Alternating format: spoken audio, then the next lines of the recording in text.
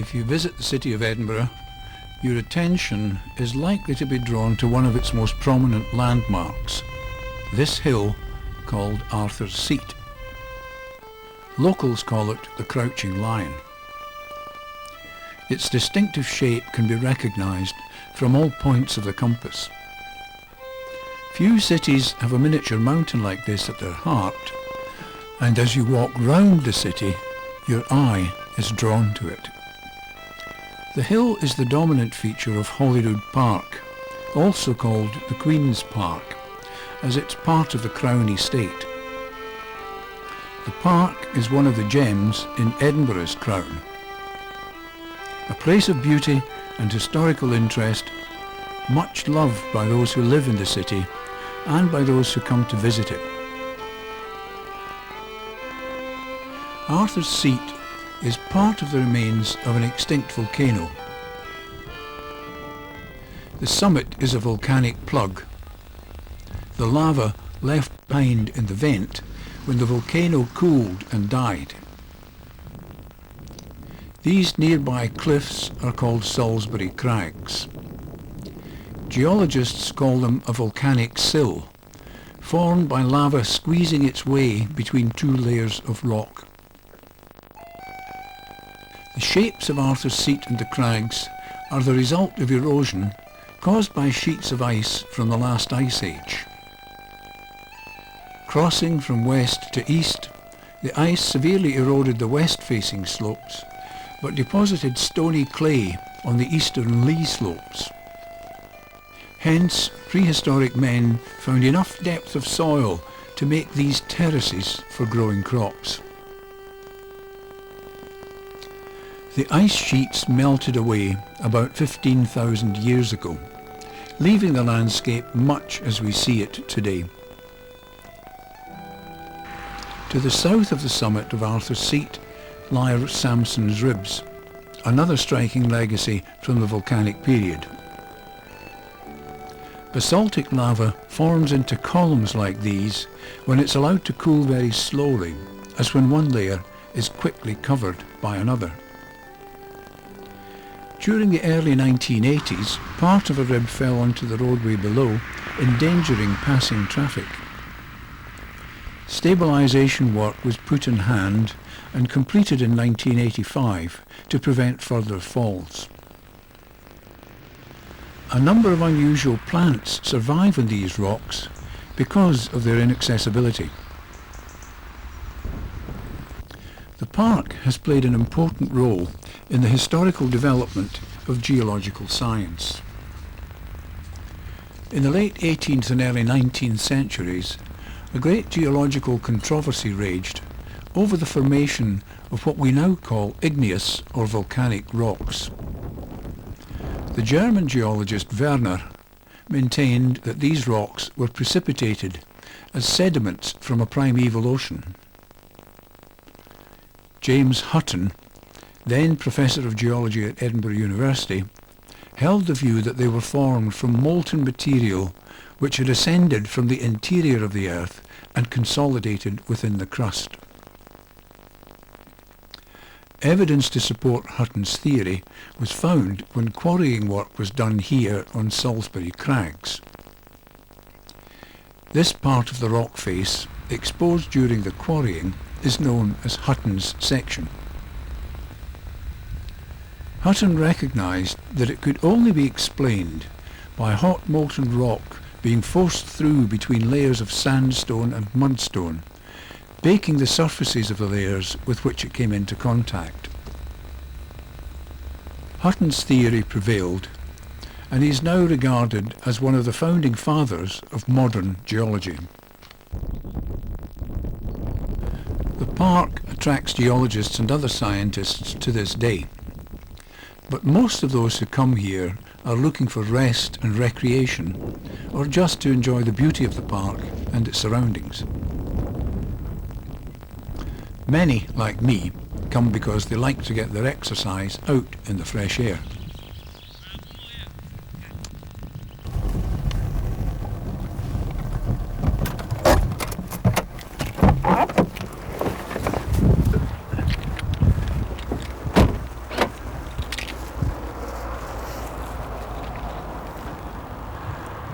come here 3 or 4 days a week for jogging, like many other people, and my route takes me past some of the main places of interest on the park.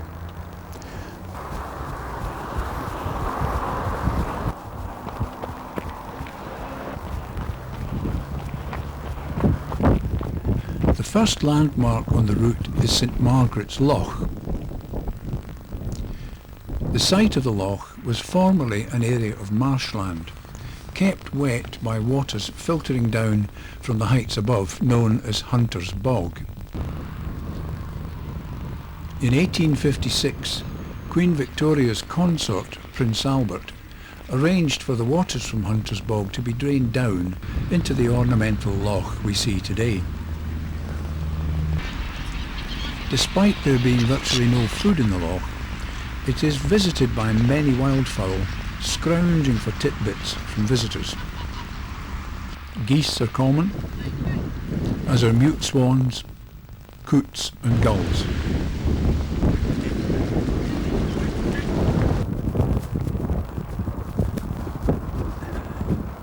Looking down on the loch are the ruins of St Anthony's Chapel.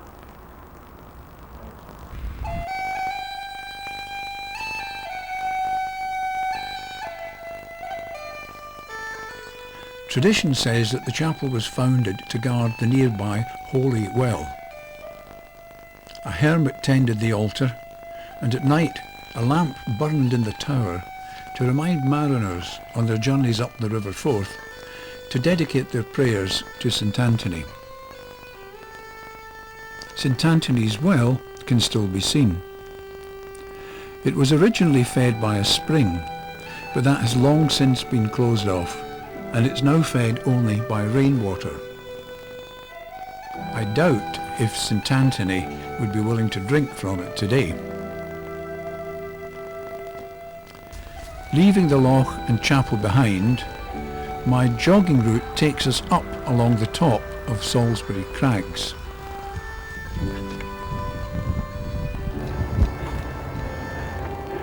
From up here, you can look down on Holyrood Palace. Legend has it that in 1128, King David I was hunting in the park when he was attacked by a particularly large stag and thrown from his horse. The stag disappeared, leaving behind a crucifix formed from a branch of its antlers. The king interpreted this as a call for him to found an abbey, and so the Abbey of the Holyrood came into being. My route continues up to the top of the crags, where there's another place of interest.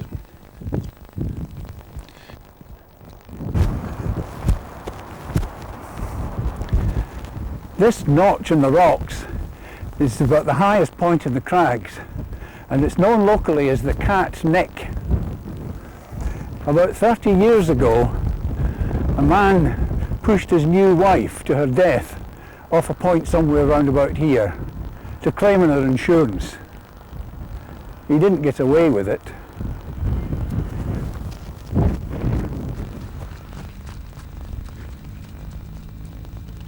Running on down the other side of the crags, ahead lies another landmark, the Gutted Haddie. On 13 September 1744, one of the worst storms of rain and hailstones ever seen burst over Edinburgh. The hailstones measured 5 inches round. The cloudburst over Arthur's Seat was devastating. It tore a passage down the western face of the hill and deposited loose stones and gravel, where it rests to this day, forming the shape of a gutted haddock.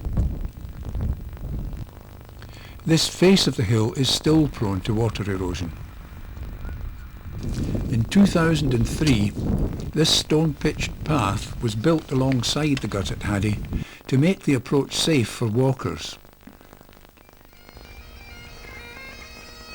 Just beyond the Gutted Haddie is this path known as Piper's Walk, so called because in 1778 a piper paced up and down here to play and keep up the spirits of the Seaforth Highland Regiment, who during a short-lived mutiny were encamped at the summit of Arthur's Seat for 3 nights.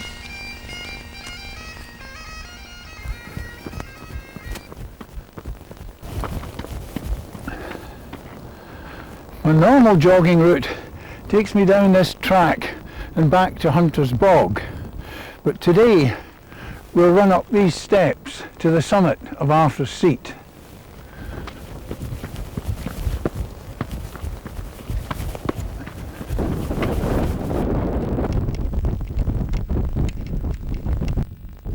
The summit of Arthur's Seat affords fine views over the city and across the estuary of the River Forth.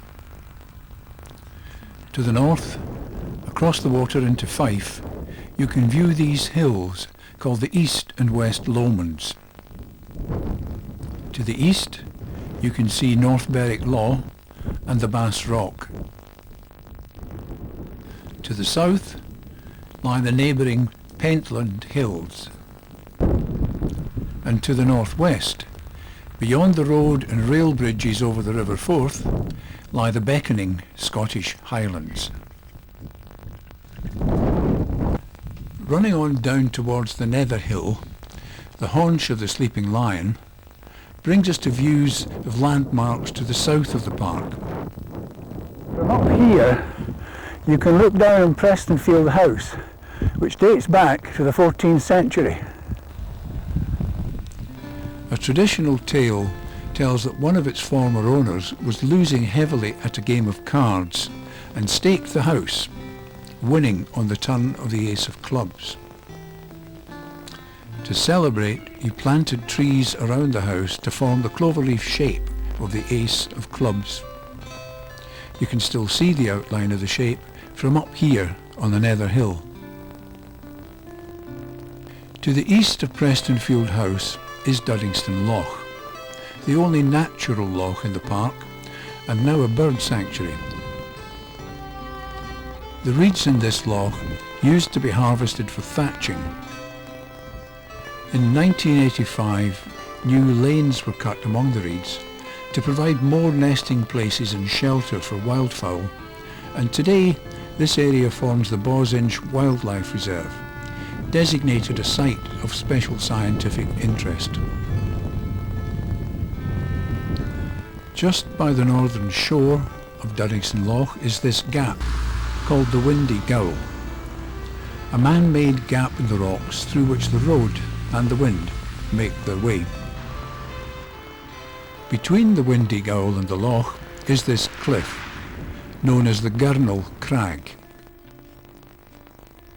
The story is told that during the 18th century, a young man from Perthshire became destitute, and hunger forced him to take up the post of public hangman. He then prospered, receiving a sum of money for every execution.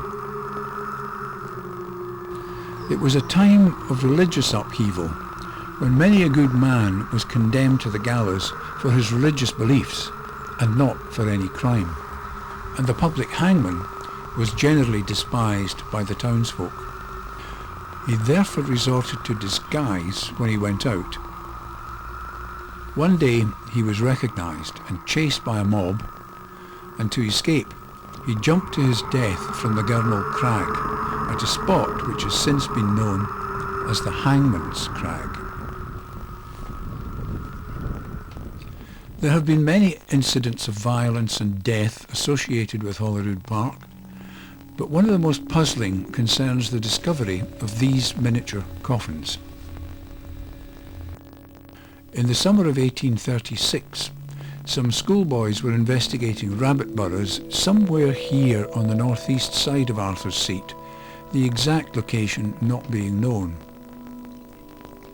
In a small recess guarded by 3 stone slates, they found 17 small wooden coffins in 2 rows of 8, with a single coffin apparently marking the start of a 3rd row. Sadly, many were damaged or lost, but 8 remain and are now housed in the National Museum of Scotland. Various explanations have been offered for their existence. Some relate to witchcraft, others refer to a practice relating to men lost at sea or in foreign wars. When their bodies could not be recovered for burial, they would be buried in effigy, in wooden coffins such as these. However, recent scholarship tends to the view that they may have been placed as a symbolic atonement for the Westport murders carried out by Burke and Hare, who killed 17 innocent victims. The carving of the coffins is crude and thought to have been the work of a cobbler rather than a wood craftsman. The metal fastenings are also thought to have come from decorations for ladies' shoes. William Burke earned part of his living from repairing shoes.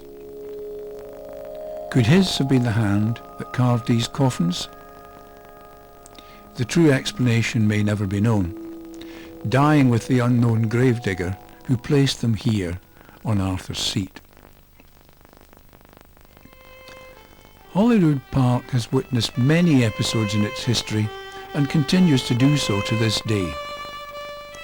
The plastic sheeting covering this building will soon be removed to reveal the latest development in Scotland's long history, its new Parliament.